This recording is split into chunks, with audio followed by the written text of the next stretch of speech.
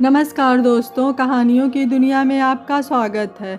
इस चैनल पर आपको रोज़ नई नई सामाजिक और पारिवारिक कहानियाँ सुनने को मिलेंगी। कुछ कहानियाँ आपको हंसाएंगी, कुछ रुलाएंगी और कुछ कहानियाँ आपको गुदगुदा जाएंगी। तो चलिए ऐसे ही एक आज भी पारिवारिक कहानी हम शुरू करते हैं। आज की कहानी है, पिताजी कमरे को ही संडास बना रखा है, खड़ा नहीं हुआ जा रहा तो मर क्यों नहीं जाते। कमरे का दरवाज़ा खुला तो किशन का बेटा राजन अपनी नाक पर रुमाल रखकर उसके कमरे में घुसा। उसने खाने की थाली किशन के सिरहाने रख दी और बोला, क्या नरक बना रखा है, चारों तरफ से पेशाब की बदबू ही बदबू फैली पड़ी है, सारे कपड़ों को सड़ा रखा है, खड़ा नहीं हुआ जा सकता, बिस्तर को संडास बना दिया है। किशन बाबू निरीह आँखों से अपलकनीय शब्द अपने बेटे का चेहरा निहारते रह गए। बेटा बड़बड़ाए जा रहा था, भगवान ऐसों को जल्दी उठाता भी नहीं। अपने जिगर के टुकड़े के मुंह से ऐसे शब्द सुनकर किशन की आंखें डबडबा आई। वो एक टक असहाय अपने कमरे की छत को निहारे जा रहे थे, मानो अपनी पत्नी से शिकायत कर रहे हो कि अकेला छोड़कर तुम कहाँ चली गई। देख लो, ये है तुम्हारी वो प्यारी संतान जिसके लिए तुम कहा करती थी कि मेरे जैसे बच्चे किसी के नहीं हो सकते। किशन बाबू ने खाने की थाली को देखा तक नहीं और जिंदगी के गुजरे पलों की याद में डूबते चले गए। सुनो जी, एक बात कहूँ तो बुरा नहीं मानोगे, दीपा ने बड़े ही प्यारे अंदाज में किशन जी से बोला। क्यों मजाक करती हो दीपा, भला तुम्हारी बात का बुरा मानकर मरना है क्या। किशन ने पूरा पत्नी भक्त बनते हुए जवाब दिया। मैं सोच रही थी कि परिस्थितियाँ बहुत बदल गई हैं, महंगाई तो सुरसा के मुँह की तरफ बढ़ती ही जा रही है, आगे आगे गुजर बसर हो पाना और ज़्यादा जटिल होता जाएगा। तुम देख ही रहे हो कि वेतन में वृद्धि 1% होती है तो महंगाई 5% बढ़ जाती है। अरे भगवान, ये गूढ़ अर्थशास्त्र मेरी समझ में नहीं आता, साफ साफ कहो कि कहना क्या चाहती हो। दीपा बोली, आज मैं पूरे दिन सोचती रही कि आज तो हम मात्र 2 हैं, आगे आगे परिवार भी बढ़ेगा तो खर्चा भी बढ़ेगा, तो उस हिसाब से हमारी आय भी तो बढ़नी चाहिए। अतः मैं इस निष्कर्ष पर पहुंची हूँ कि घर के खर्च में हाथ बटाने के लिए मुझे भी कुछ न कुछ करना चाहिए। ज़्यादा नहीं तो थोड़ा बहुत सहारा तो हो ही जाएगा। दूसरी बात मैंने ये तय की है कि हम लोग 2 से अधिक बच्चे नहीं करेंगे ताकि उनकी परवरिश हम ठीक से कर पाएँ। भगवान से प्रार्थना करती हूँ कि वो हमें पहला बेटा और दूसरी बेटी दे दें, बस अपना परिवार पूरा हो जाएगा। किशन ने बड़े ही प्यार से दीपा की हाँ में हाँ मिलाते हुए बोला। दीपा, तुमने तो मेरे दिल की बात कह दी। मैं भी सोचता हूँ कि पुत्र चाहे एक ही हो मगर सुपुत्र होना चाहिए, बस उसी के सहारे ज़िंदगी कट जाएगी। मगर तुम्हारी दूसरी बात से कतई सहमत नहीं हूँ। घर चलाने के लिए तुम्हें काम करना पड़े, ये बर्दाश्त नहीं। तुम्हें जो चाहिए मुझे बताओ, अगर तुम्हारी ख्वाहिश पूरी न हो तो तुम ऐसी बातें करो, तब तो ठीक है। अरे तुम तो बुरा मान गए, मैं कौन सा कल से ही काम पर जा रही हूँ, मगर हाँ, ये विकल्प मैंने सोच अवश्य रखा है। चलो ठीक है, तुमने जो सोचा होगा तो ठीक ही सोचा होगा। किशन उठने को हुआ तो दीपा ने फिर से बिठा लिया और बोली, तुमने ये नहीं पूछा कि ये बात मेरे दिमाग में क्यों आई। चलो लगे हाथों वो भी बता डालो, किशन बोला। किशन, मैं जानती हूँ कि हर माँ बाप अपनी संतान का पालन पोषण दिल की गहराइयों से करते हैं। हर बच्चा उन्हें अपनी जान से ज़्यादा प्यारा होता है, मगर उनको सहेजते संभालते उनकी कमर लचक जाती है। समय से पूर्व ही उन्हें बुढ़ापा घेर लेता है और एक दिन इस दुनिया से प्रस्थान कर जाते हैं। क्या बात है देवी जी, आज दिन में कोई स्वप्न तो नहीं देख डाला जो इस प्रकार बहकी बहकी बातें किए जा रही हो। तबीयत तो ठीक है तुम्हारी। तबीयत तो बिल्कुल ठीक है किशन, मगर आज कुछ गुजरी बातें रह रह कर याद आ रही हैं। देवी जी, जो गुजर गया उसे याद करने से कभी भी सुकून नहीं मिला करता, बीती को विसारने में ही भलाई है। किशन, आप भले ही 6 बच्चों के अपने माँ बाप को भूल जाओ, मगर मैं अपने माँ बाप को सहज नहीं भूल सकती। सबसे बड़ी होने के नाते मैं जानती हूँ कि मेरे माँ बाप ने 1 बेटा और 5 बेटियों की परवरिश किस प्रकार की है। मैंने वो मुश्किलें भरे लम्हा देखे हैं जो आज भी मुझे हिलाकर रख देते हैं। यद्यपि मेरे माँ बाप दोनों ही नौकरी करते थे, फिर भी दोनों ने कितने कष्ट सहे हैं मैं ही जानती हूँ। मैंने महसूस किया कि एक माँ बाप को लड़की की कम लड़कियों की चिंता ज़्यादा होती है। यही कारण था कि उन्होंने मेरी शादी मात्र 18 वर्ष की उम्र में आपके साथ कर दी। अगर ऐसा न करते तो दूसरी बहनों के शादियां समय पर न हो पाती। अपने माँ बाप की दयनीयता को देख देख कर मैं ही बड़ी हुई हूँ। आज उसी एहसास ने मुझे इस प्रकार सोचने के लिए मजबूर कर दिया। बहुत ही अच्छा सोचा था आपने, काफ़ी समझदार हो गई हो। कौन कहता है कि औरतों को अक्ल नहीं होती। मजाक बना रहे हो मेरी? बना लो, तुम मेरी बात को समझते ही कब हो? हमेशा मुझे पागल समझते हो। अरे अरे, आप तो व्यर्थ ही नाराज़ हो गई। मैं तो सिर्फ इतना कह रहा हूँ कि बातों को इतनी गहराई से सोचने की ज़रूरत नहीं है। अभी तो हमारी शादी को मात्र 1.5 साल ही हुए हैं और तुम अभी से व्यर्थ की आशंकाओं से घिरी जा रही हो। ये सब कैसे चलेगा? परेशान मत हो, तुम्हारा ये चाँद सा चेहरा मैं इस प्रकार उदास नहीं देख सकता। दीपा को मानो दुनिया की सारी जागीर मिल गई हो, वह किशन से लिपट गई। दिन गुजरे, महीने गुजरे और देखते देखते 2 साल गुजर गए। किशन ड्यूटी से घर आया तो हमेशा की तरफ दीपा को गेट पर इंतज़ार करते पाया, मगर आज चेहरे की रंगत कुछ अलग ही थी। गेट पर पहुंचते ही वो किशन का हाथ पकड़कर अंदर ले गई। दीपा के इस अंदाज को देखकर किशन हतप्रभ था। दीपा उससे लिपट गई। अरे दीपा जी, आज ये क्या हो रहा है? रोज़ तो आते ही पुराने ज़माने की पत्नियों की तरह पानी ऑफर करती थी, ऑफिस के समाचार पूछती थी, खाना समय पर खाया या नहीं आदि तमाम प्रश्न पूछती थी। किशन ने दीपा की आंखों में आंखें डालकर पूछा, आज क्या मामला है जी? दीपा ने शर्म से अपनी आंखें मूंद ली और बोली, आप बाप बनने वाले हो। सुनते ही जैसे किशन का धीरज जवाब दे गया। उसने दीपा को गोदी में उठा लिया और बोला, बहुत बहुत मुबारक हो। अब छोड़िए, अब ये सब नहीं चलेगा, समझ गए ना? और अभी तो 8-9 महीने बाकी हैं, अभी से इतने उतावले हो रहे हो? तुम नहीं जानती दीपा, आज मेरी ज़िंदगी का सबसे शुभ दिन है। ज़िंदगी भर मानसिक कला और आफतों के बाद आज ये दिन देखने को मिला है। फिर दीवाना क्यों ना हो जाऊं? आखिर इंतज़ार की घड़ियां भी ख़त्म हुई जब नर्सिंग होम के बाहर बेताबी से चहलकदमी करते हुए किशन को नर्स ने आकर सूचना दी कि मुबारक हो, लड़का हुआ है।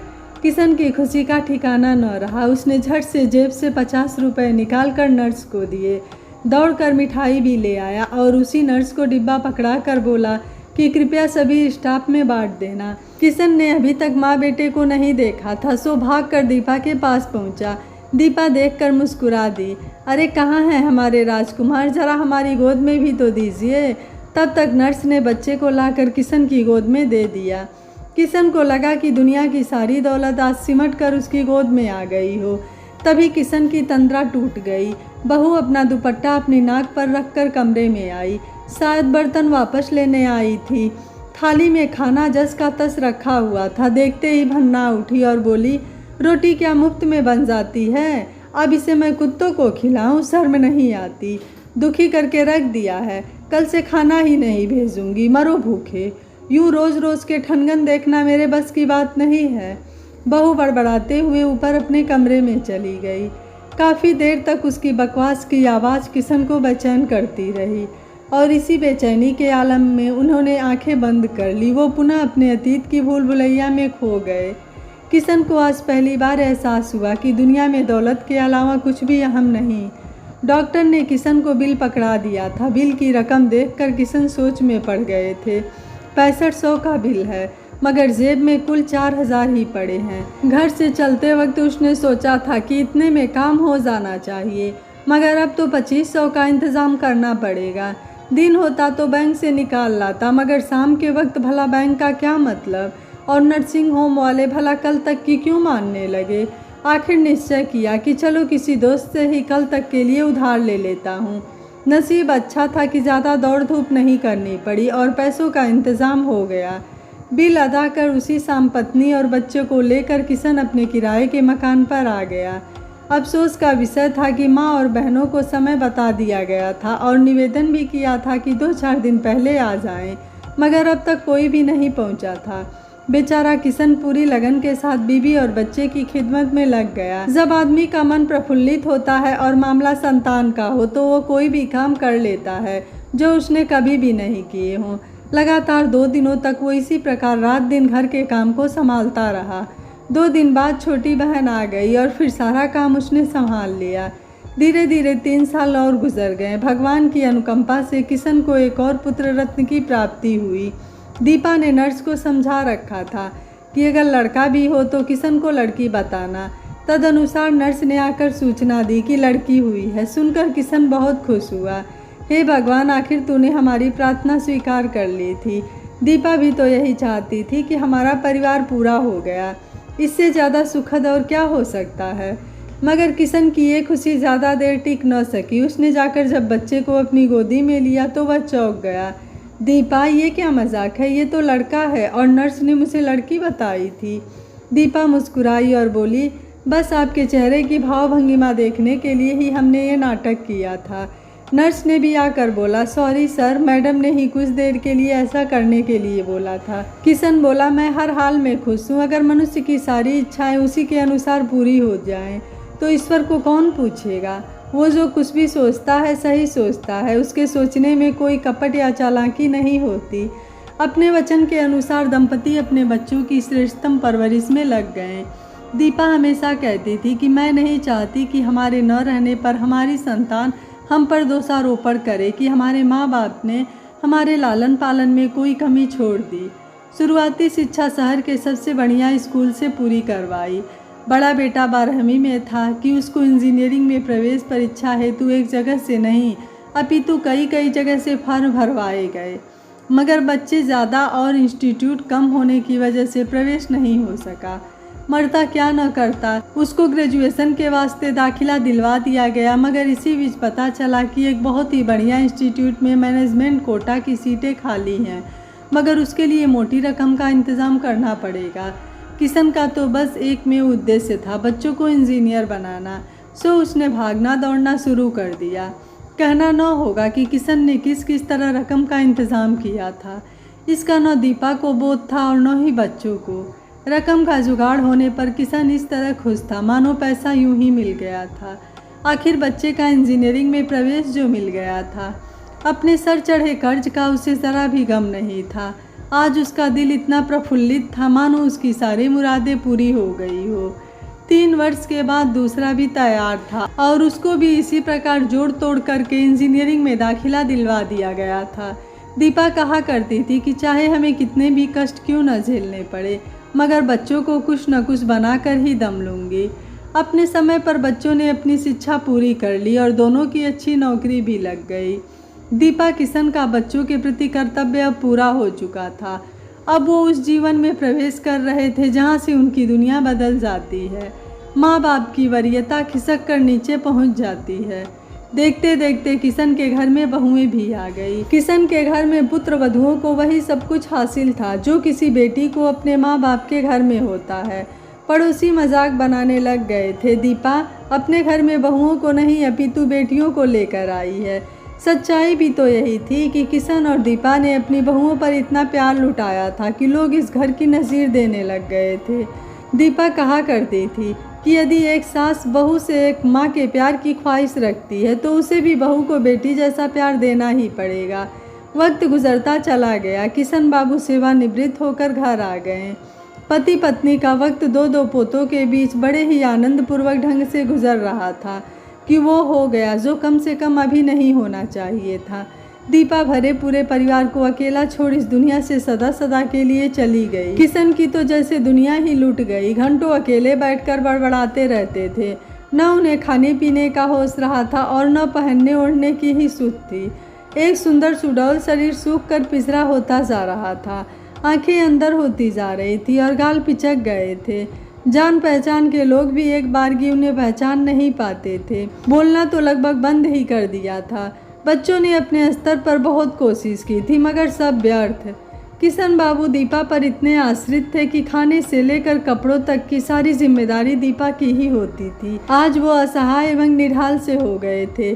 दीपा कहा करती थी कि जब जेब में पैसे हो तो सभी इज्जत करते हैं, कंगाल को कोई भी भाव नहीं देता, मगर ये तो अपने बच्चे हैं, सब कुछ तो इन्हीं का ही है।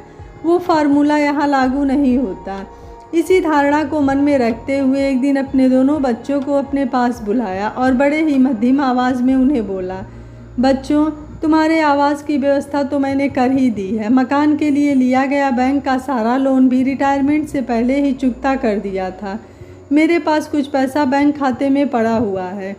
इस दौलत की ज़रूरत तुम्हारी माँ को थी। वो हमेशा कहा करती थी कि न जाने कब बच्चों को ज़रूरत पड़ जाए। इसलिए पैसा रखना ज़रूरी है। अब मुझे इसकी ज़रूरत नहीं। मेरे बाद आप लोग खामखा बैंक के चक्कर लगाते फिरो, ये ठीक नहीं रहेगा। मैं चाहता हूँ कि वो पैसा तुम लोग अभी लेकर अपने अपने खाते में डाल दो, मगर ध्यान रहे कि वो पैसा व्यर्थ में बर्बाद न हो। यही तो तुम्हारी माँ चाहती थी।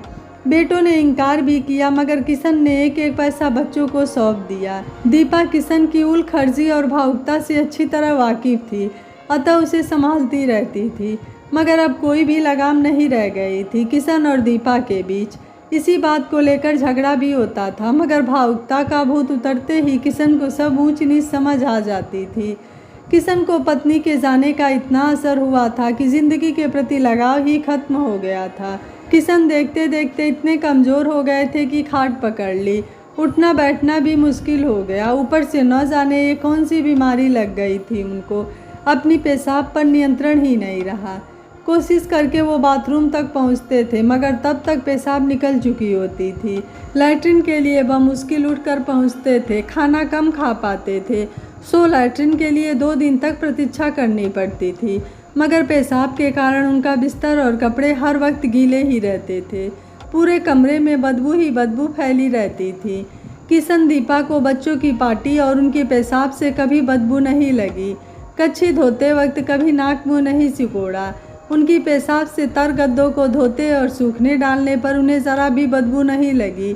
गोदी में पॉटी करने पर कभी बच्चों को नहीं लताड़ा, मगर आज वही बच्चे अपने उसी माँ बाप के कमरे में नाक पर रुमाल रखकर घुसते हैं। किसी बच्चों को ज़रा छींक भी आ जाती थी तो दीपा किशन उन्हें डॉक्टर के पास ले भागते थे। मगर आज जबकि किशन की अंतिम घड़ियां करीब है तो उन बच्चों को कुछ भी याद नहीं आ रहा। अपने बाप के प्रति किए जा रहे इस अशोभनीय बर्ताव पर उन्हें रंजित मात्र भी अफसोस नहीं।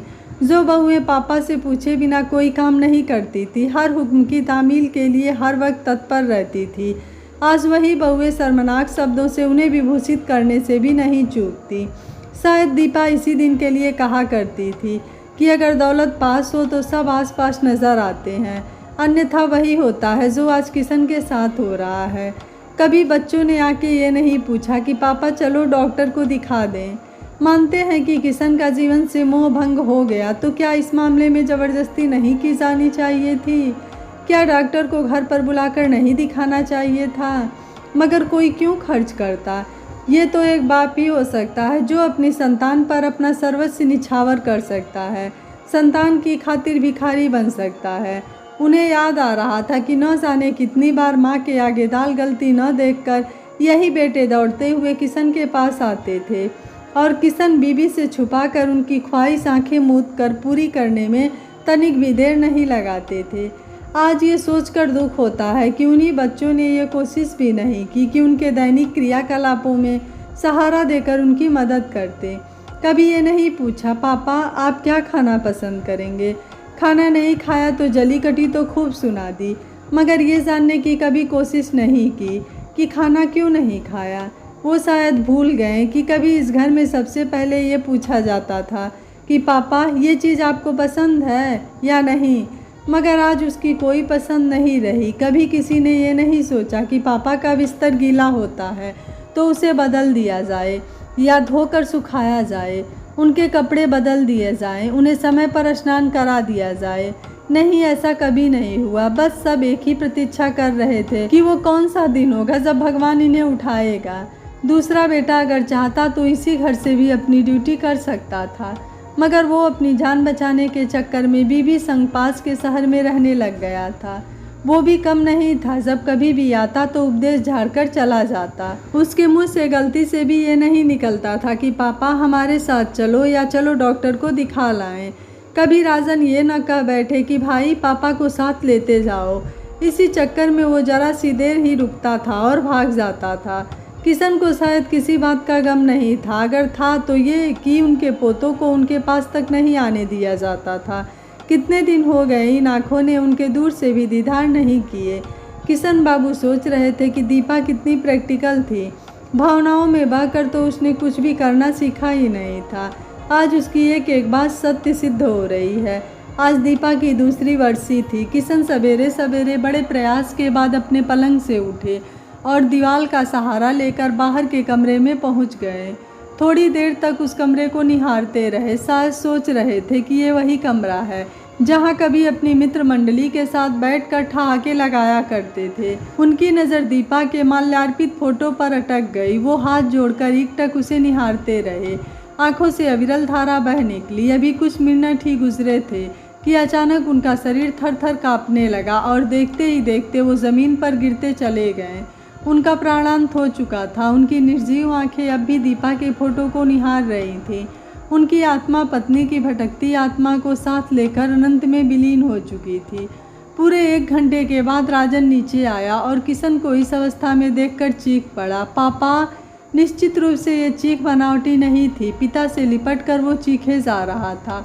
आज उसे किशन के कपड़ों से न बदबू आ रही थी और न ही घिन का कोई भाव नजर आ रहा था। दोस्तों, जो माता पिता बचपन में अपने बच्चों की परवरिश के लिए, उनकी आकांक्षाओं को पूरा करने के लिए किसी भी हद तक चले जाते हैं और बच्चों के बीमार पड़ने पर किसी भी गुरुद्वारा, किसी भी मंदिर या किसी भी मस्जिद में मत्था टेकने से नहीं चूकते हैं, वही बच्चे बुढ़ापे में बीमार माँ बाप की सेवा करने से कतराते हैं और उनकी मृत्यु की प्रार्थना करते हैं। दोस्तों, हमें हर हाल में अपने बुजुर्ग माता पिता की सेवा करनी चाहिए, क्योंकि उनके आशीर्वाद से बढ़कर भगवान की दुआ भी नहीं होती है। आपको यह कहानी कैसी लगी, आप मुझे अपनी राय कमेंट बॉक्स में ज़रूर दीजिएगा। वीडियो पसंद आया है तो वीडियो को लाइक, शेयर एंड चैनल को सब्सक्राइब कर लीजिएगा।